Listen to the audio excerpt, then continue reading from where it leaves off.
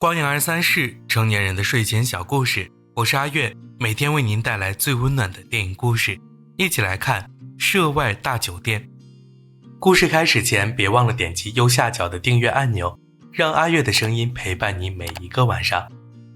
在印度斋普尔的市郊，有一座名叫玛丽歌德的大酒店，它有着宽敞回廊、开放庭院、圆顶拱门、遮日阳台，整栋建筑既有英国乡村别墅的美妙风情，也有经典辉煌的皇室传统风格。这则酒店广告瞬间吸引了7名老人，于是在一个午后，他们不约而同聚集在机场中，等待飞往印度斋普尔，感受异国的美丽风光。在这7位老人中，只有道格与阿琼是夫妻，其余几人此前素不相识，而他们来自不同的生活背景，有着独属于自己的烦恼与年龄危机。格雷是一名法官，从业36年来，他殚精竭虑，没有娶过妻，没有生过子。结果在参加同事的退休派对上，格雷发现周围人都是那么的伪善，同事明明风评不好，却因为退休的缘故，摇身一变成了老好人。成年人间的惺惺作态令格雷几欲作呕，加上年事已高，身体不好， This is the day. 格雷索性也申请了退休。而他在上网时看见了大酒店广告，熟悉的地址勾起心中的回忆，因为格雷小时就在印度生活过一段时间。于是格雷出发了。穆瑞由于摔断腿需要做手术，可他古怪挑剔的性格几乎让所有医护人员避之不及，再加上开刀大夫短缺，手术被排到了半年以后。穆瑞闻言又开始闹了起来，要知道以他这样的年纪，能不能活到半年以后都是个问题呢。好在医院基金会与斋普尔的医院有合作，只要穆瑞答应去往斋普尔，他们就能立即安排手术。无奈之下，穆瑞也踏上了旅程。至于头发已然花白的诺曼，则是个老来俏，他没有一刻停止过对女人、对爱情的追求。可偏偏天不遂人愿，诺曼总是被拒绝。感到孤独的他，最终被广告吸引，准备去异国他乡碰碰运气。而这7人中，和诺曼性格最相似的是马奇。由于丈夫早早离世，儿女都已成家，她也不想被孙儿们束缚在家中，便整日流连在花丛中，想要寻找一份真爱。相较于更注重自我感受的马奇，伊芙琳则是为了家庭奉献了一生。等到老来，她还要卖掉唯一傍身的居所给儿子还债，加上丈夫刚刚离世，儿子便想接伊芙琳住进自己家。可伊芙琳这辈子都依附着丈夫，困在家庭之中，如今说什么也不肯再继续依附儿子，而且家庭经济紧张，她也不想再拖累儿子。正巧伊芙琳在网上看见了酒店广告，便想借此机会寻找独立生活的灵感，同时减轻孩子的负担。而道格与阿琼尽管是这几人中唯一有爱人相伴的人，但他们的夫妻生活并不见得多么和谐。两人勤勤恳恳做了30年的公务员，结果老来只能买得起一间小房子，而剩余的积蓄也都拿去赞助女儿创业了。阿琼对此怨声载道，再看向丈夫那副唯唯诺诺的姿态，她更是气不打一处来，自己怎么不长眼，找了个这么没用的男人呢？因此在得知同行的格雷是高等法院的大法官后，阿琼立即换上笑容，与他热络地攀谈起来。可格雷面对他过分的热情，只觉一阵尴尬。由于7人目的地相同，自然而然就凑在一起结伴同行。岂料飞往斋普尔的航班晚点，格雷便提议大家改乘大巴，也许能观赏到更多本地的自然风光。可一来到车站，映入眼帘的景象让这群来自英国的老人瞬间傻了眼。肮脏的环境，拥挤的人群，推搡声、叫嚷声不绝于耳。如此嘈杂混乱的场景令阿琼感到极度的不适，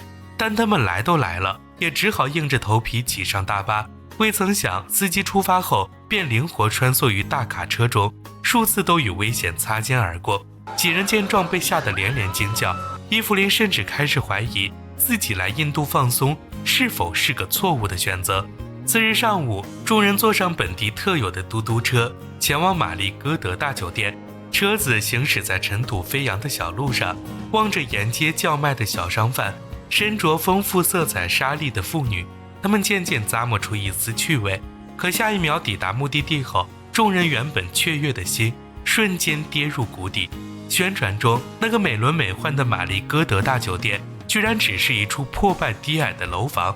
酒店显然年久失修，脱落的墙皮，脏污的外墙，处处都散发着一股霉味。至于它内部的情况更加糟糕，不仅家具落满灰尘，有的屋子甚至连门都没有，而阁楼的房间也被鸟儿占据。阿琼推开门时，扑面而来的臭气熏得他几乎睁不开眼睛。酒店的经营者是一名叫做桑尼的年轻小伙子，他没想到自己的广告居然真能吸引到7位自英国远道而来的客人，而桑尼也一直都想做出点成绩给家里人看看，于是说什么也要留下他们。桑尼极尽巧舌之能安抚好了大家，可阿琼并不是好糊弄的，他愤怒于酒店的虚假宣传，要求桑尼赶紧退钱，而那宣传册上的画面其实是桑尼对酒店未来的展望。他搬出印度的一句俗语，称凡事到最后必将皆大欢喜，没有皆大欢喜，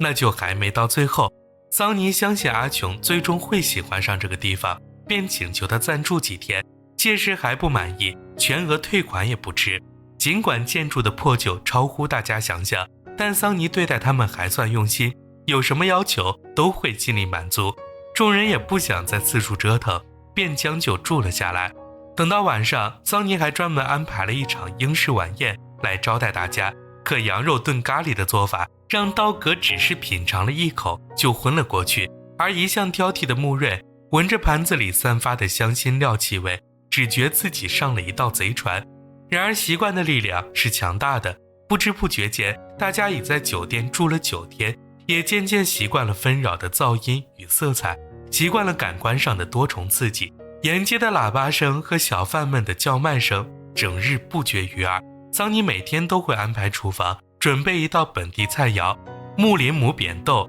酸辣咸呛的香辛料无时无刻不在冲击着众人的味蕾。一开始他们会感到无所适从，但慢慢的他们发现那就像海浪，做出抵抗只会让自己遍体鳞伤，而要是一头扎进去，学着去融入当地，他们就能发现一个全新的世界。穆瑞接受了手术，恢复的还算不错，但在他能够重新站起来前，他还要继续留在印度。格雷则来到小时候的住址，却发现此处已被夷为平地，只剩下几个孩子在玩板球。格雷童心未泯，索性就加入了他们。可眼前男孩的模样与他记忆中的那张脸逐渐重合，一阵熟悉的眩晕感再次涌上格雷心头。至于道格，更是每天都要上街走走，体验这与英国截然不同的异国情调。可他的妻子阿琼始终瞧不上这片地方，便独自一人天天躲在酒店看书，但长此以往，内心的孤独无处排解。因此当他看见格雷回来时，一丝不该有的感情在他心中迸发。阿琼展现出12分的热情，主动上前搭话，然而格雷自是看穿了他的心思，保持着一个客套的距离，随便聊了几句就先行离开了。而伊芙琳习惯了为子女付出，这还是她第一次去学着享受生活，第一次依靠自己生活，花钱时难免会充满了负罪感。于是她主动前往电话服务中心找了份客服工作，想要多少赚一点来减轻生活的负担。面试成功后，伊芙琳欢天喜地回到了酒店，却又被格雷一脸神秘拉进卧室。格雷这些天里经常神龙见首不见尾，其实是去找一个叫做曼娜的印度男人去了。格雷拿出小时的家庭合照，告诉伊芙琳自己曾就住在这附近，而曼娜是家中佣人的孩子，两人经常凑在一起玩耍，渐渐生出不该有的情分来。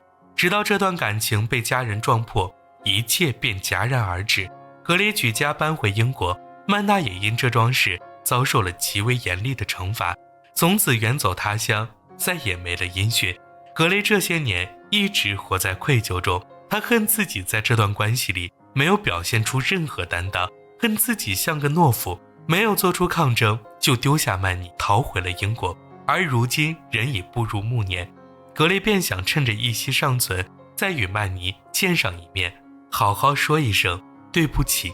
次日一早，桑尼找来投资人拉赞助，一个意想不到的人出现在桑尼眼前，那竟是他的母亲卡普。而卡普此次前来是为说服桑尼回去相亲。他当然知道儿子有个叫做苏娜的女友，但卡普看不上做客服的苏娜，住在德里的大家闺秀，显然才门当户对。而且桑尼的2个哥哥都是成功的大商人，桑尼作为家中的小儿子，不用拼什么事业，陪在自己身边就足够了。可桑尼不想在家中只做一个吉祥物，他也有野心，有抱负，而他要想与苏娜在一起，也必须获得成功，因为只有这样才能拥有对抗父母之命的底气。而穆瑞做完手术回酒店休养的这段日子里，一直都是一个叫做诺奇的女人为他端来3餐。渐渐的，穆瑞也生出几分难能的怜悯，看着诺奇用小扫把在地上一寸一寸清扫落叶的模样，他会提醒对方怎么做更加省力。格雷却走来告诉穆瑞，诺奇就是过去本地人所说的贱民，听不懂英语，而对于一个虔诚的印度教徒来说，就连他的影子都是不洁的。格雷主动向诺奇道了声好，便前往有关部门继续调查曼尼的下落了。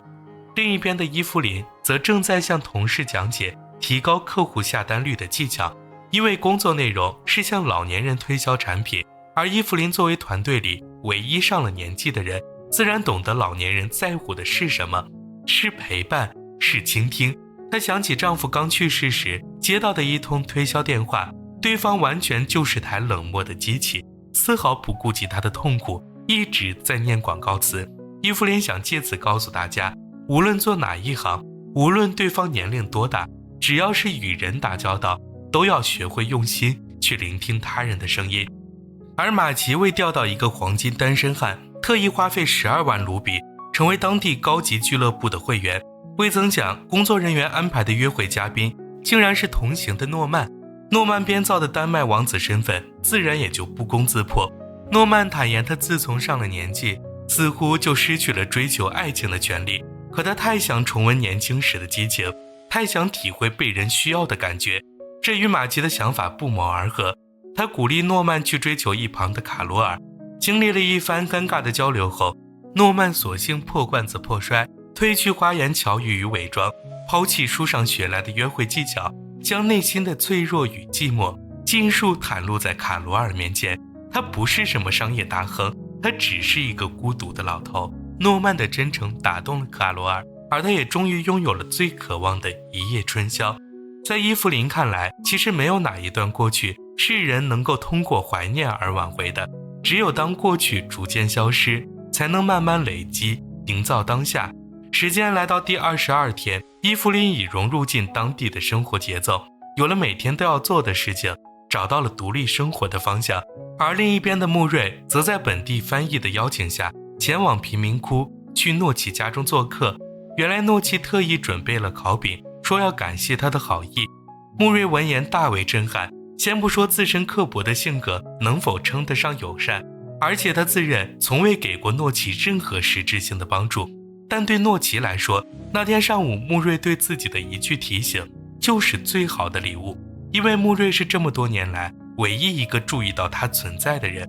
穆瑞没想到自己随口的一句话竟会被另一个人放在心里记了这么久。其实他来到印度这1个月里吃过许多烤饼，但诺奇端来的这份烤饼不知为何吃起来格外有滋有味。于是在第2天，穆瑞主动找到诺奇，送上了自己的感谢，感谢他邀请自己来做客，感谢他同样能够看见自己。穆瑞何尝不渴望这份被人关注的爱呢？他曾在一户人家里做了几10年的佣人，全心全意付出，早已把雇主他们当作是自己的亲人。可当穆瑞老年力不从心时，雇主一家毫不留情选择解聘他，穆瑞只得栖身于一间狭小公寓里，整日无所事事。被抛弃的痛苦以及无所不在的孤单逼疯了他，穆瑞开始变得偏执，不可理喻。可诺奇的出现却让他突然意识到，这世界还是值得期待的。正当大家逐渐融入当地生活时，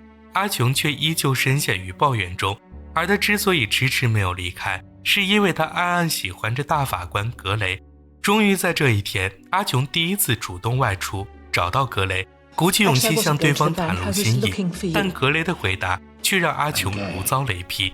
格雷的拒绝令阿琼感到无地自容，她只觉自己无法再在这个国家待下去了。阿琼跑回去闹着丈夫道格要回国，可一来他们手里没有钱，买不起机票，二来回去又能住哪里呢？还不是挤在那间小房子里。于是闹来闹去，阿琼又恢复之前的模样，整日躲在酒店里，不肯踏出门半步。与此同时，有关部门传来消息，称他们找到了曼娜如今的住址。格雷当即在道格与伊芙琳的陪伴下，忐忑前往目的地。未曾想，曼娜早已有了妻子，而他的妻子也一眼认出了自己。格雷不禁猜想，这些年里，曼娜是否也和自己一样，珍藏着彼此的合照，又是否也会和身边人提起他们过去那段纯真的感情。可当格雷与曼娜拥抱在一起时，这些猜想都不重要了，心头多年以来积聚的忧郁、遗憾，在这一刻通通消散。格雷只感到一种前所未有的解脱，他在暮年之际找回了年少时的爱人，也终于能坦然面对即将到来的死亡。格雷一直以为曼娜会怨恨自己当年的逃避，可在昨晚的彻夜长谈中，曼娜竟说她不仅从未有过不满，甚至不曾忘记过自己。格雷在第二天上午才回到酒店，他此刻坐在庭院中的吊床，望着天边展翅的白鸟，只觉那些长久以来纠缠着他的心事，都随着白鸟飞向了远方。刹那间，格雷发现身体变得无比轻盈，而从心脏处传来的不适也渐渐模糊了他的意识。于是在来到印度的第45天里，格雷因心脏病发作，永远留在了这片土地上。而伊芙琳作为最先得知他与曼娜往事的人，便知道格雷从踏上旅途的第一天起，就已做好了不再返程的准备。众人最终以印度传统丧葬仪式在湖边送别了格雷，而这片湖正是当年格雷与曼娜最喜欢去的地方。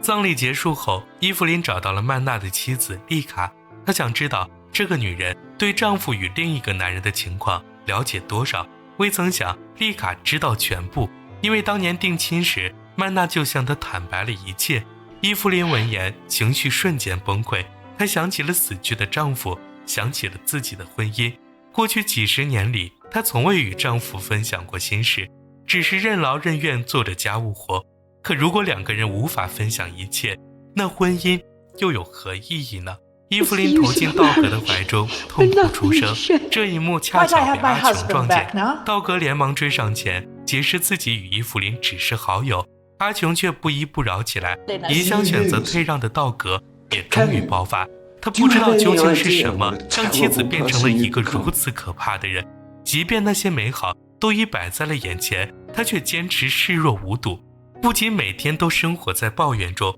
还要用一身怨气去摧毁别人的喜悦。可毕竟两人携手相伴了几十年，道格说到底还是心疼妻子的。再加上如今女儿写邮件称自己创业成功，他们也就有了回国的机票钱。为照顾阿琼的情绪，道格便向大家正式提出要离开印度，回英国去庆祝结婚40周年。然而几家欢喜几家愁，就在道格夫妇携手回国的同时，苏娜正饱受相思之苦。由于桑尼母亲卡普的从中阻拦，她已许久未与桑尼相见。苏娜按耐不住心中思念，便趁着这个夜晚潜入玛丽歌德大酒店，想要与桑尼约会，却不慎惊动了隔壁的卡普。而卡普本就瞧不上苏娜的家世，如今他夜里私自幽会的举动，更是让卡普觉得他行为不检，会败坏门风。于是等到第二天，卡普不顾桑尼阻拦，直接使出雷霆手段，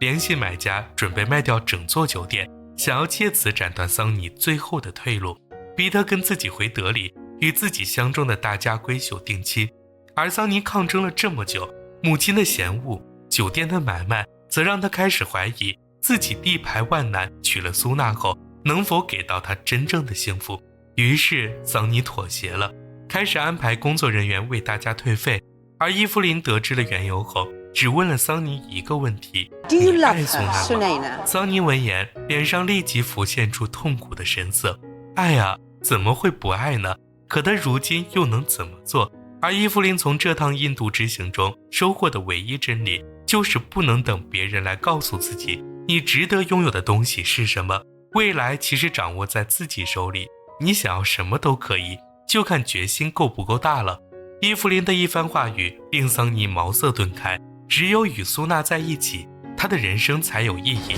他想追逐的梦想才有了模样。桑尼发疯般冲向苏娜的工作岗位，第一次在光天化日之下明明白白告诉苏娜，这世上唯一重要的事情就是我爱你。随后桑尼牵起苏娜的手，勇敢站在母亲卡普面前，称自己非她不娶。卡普自然是连声不同意，可就在这时，一向默默无闻的服务员杨欣忽然开了口。他为这个家族服务多年，依稀记得很久以前，也是在这所饭店里，有位年轻的男人站在他母亲面前，牵起身边女人的手，坚定表明自己非她不娶。卡普霎时沉默了下来。是的，当时的那个女人就是她自己。因为出身平凡，婆婆对这桩婚事百般阻挠，可她与丈夫最终还是顶着压力结为了夫妻。卡普太清楚相爱之人却不能相守的痛苦了。如今往事重演，他真要去拆散儿子与苏娜吗？看着孩子们眼里的坚定，卡普最终还是选择了成全。与此同时，穆瑞也带来了一个好消息，称酒店没有必要关门。他于昨晚看完了酒店账本，发现桑尼的经营计划是切实可行的，只不过缺少启动资金，但他已成功说服桑尼的投资人向对方申请下了一批资金。而穆瑞如今最想做的就是留下来协助桑尼经营酒店。另一边，准备回国的道格与阿琼却因为正在举行的盛典被堵在了半道上。眼看飞机即将起飞，阿琼拦下一辆人力车，拜托对方带自己去机场，而车子只能容纳一人一行李。道格便提议改签机票，留下来暂住1晚，可阿琼说什么也不肯答应了。他其实看出道格与伊芙琳之间的情愫，但道格出于对婚姻的忠贞，选择了克制。时至今日，阿琼却不希望道格再为自己盲目的牺牲了，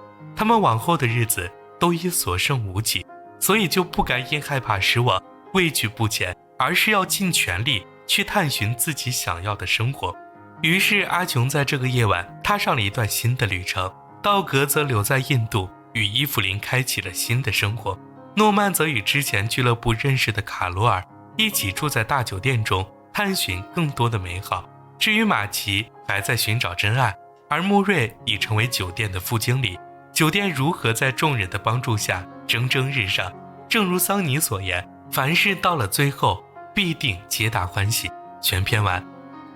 哦，对了，如果喜欢阿月讲的这个故事的话，别忘了点击右下角的订阅按钮哦。让我们每晚在光影23室相互陪伴，努力拼搏，不留遗憾。在我的学生时代，课堂上讨论最为热烈的主题，写过最多的作文题目，无疑便是我的梦想。换句话来说，就是我以后会成为怎样的人。年纪很小的时候，我会写我要成为宇航员，我要探索外太空的奥秘。等到年龄再大一点的时候，我会说我要做警察，做消防员，成为一个能够帮助别人的人。可那些宏伟的梦想最终都成为了纸上换取分数的空谈。如今我已步入35岁的年纪，人生旅程也已走过了1/3，在社会这个大熔炉里摸爬滚打多年，我见识到人性的复杂多面，既遇见过心怀善意真诚待人的好人，也遭遇过自私自利为达目的不择手段的坏人，见识了太多为了利益而勾心斗角的场景。此时若再有人问起我那个关于梦想的问题，我或许会给出这样的答案：我只想成为一个在暮年回首往昔青春岁月时不会感到遗憾的人。我完全可以想象得到，待我真正步入老年，味觉会退化，身体机能会衰弱，当生理层面的享受已然无从谈起，倘若心理上依旧空虚，没有任何值得回味与寄托的东西，心中满是对年轻时选择的遗憾，那该是何等的落寞。我常常在书中看到这样一句话：人生不如意事10之8九，计划好的一场旅行可能会因为突如其来的意外状况而泡汤，